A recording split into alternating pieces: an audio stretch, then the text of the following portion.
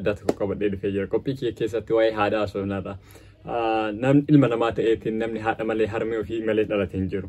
Egaa obboleeyyan kan koo akka namni hunduu harmee ofii jaallatu abdii qaba.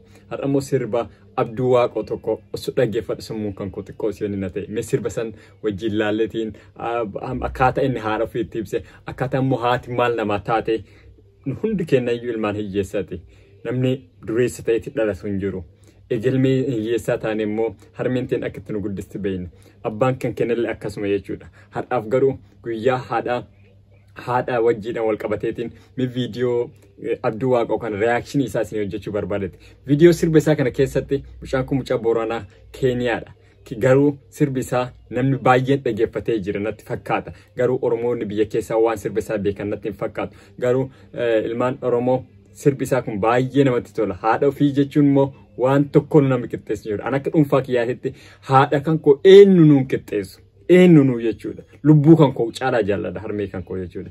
Obboleeyyan kan koo kan maatii kan keessan yookaan harmeen keessan isinirraa du'e isinirraa amrii taate rabbiin jannata naa gammachiisu kan rabbiin immoo umrii isinii dheeressee agarraa jirtu immoo rabbiin immoo akka jabaattanii qarqaartan akka jabaattanii bira dhaabbattan harmee jechuun waan hunda harmee jechuun akkuma gaafa ji'a sagal sigaratti si baattee eegas immoo hamma baatti bakka hunda geettuta hamma ati biyya Arabaa deemtutti hamma ati biyya Awurooppaa Ameerikaa Awustiraaliyaa deemtutti si duuba dhaabbattee jette gizi ati fuutellee gizi ati heerumteellee immoo mucaa kan koo akka daa'imaatitti si ilaaltu haadha kan kee malee namni tokko hin jiru. Obboleeyyan kan koo bakka jirtanitti Oromoonni harmee keessan akka jabeessan abdii qaba.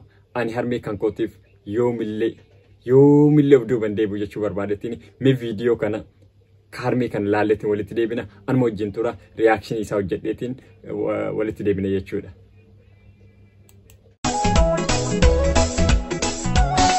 Naaditee turii darrabaafte ariyatii hanqachuun adoorte waan ofii foo'in sooraan na soorte waan biyya kajeeluu na dhoofte yoo alabbaatu taphattee naan deemta teettullee of ergeettee naan teetta manatti argaanii bittirna guldeemta.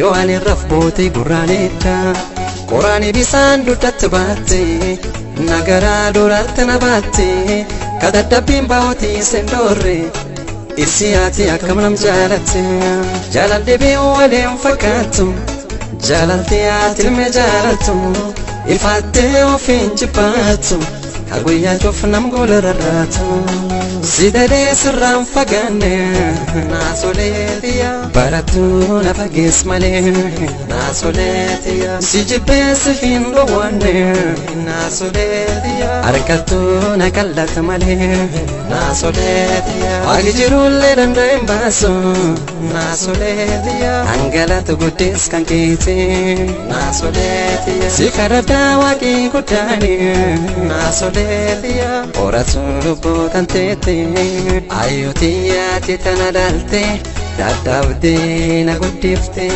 gargar guddis kiyyaa obsite guddifte nama na tolchite ree akkamiin side dhagaraan kiyya akkamiin side dhagaraan kiyya akkamiin side dhagaraan kiyya akkamiin side dhagaraan kiyya obsetiya obsitotiya obsite na dhalte ayyootiya obsetiya obsitotiya obsite na dhalte ayyootiya.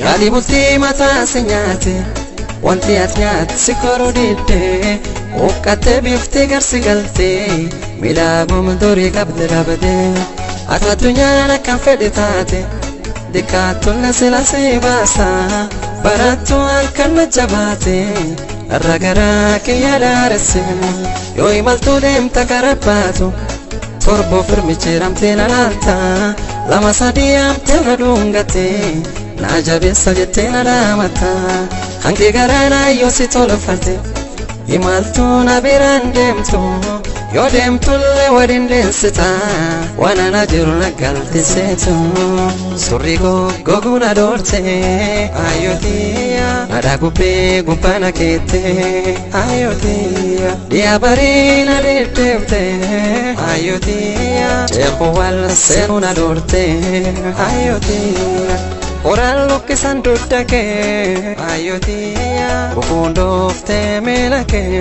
ayotia gorambute refensa che ayotia galondofte fulake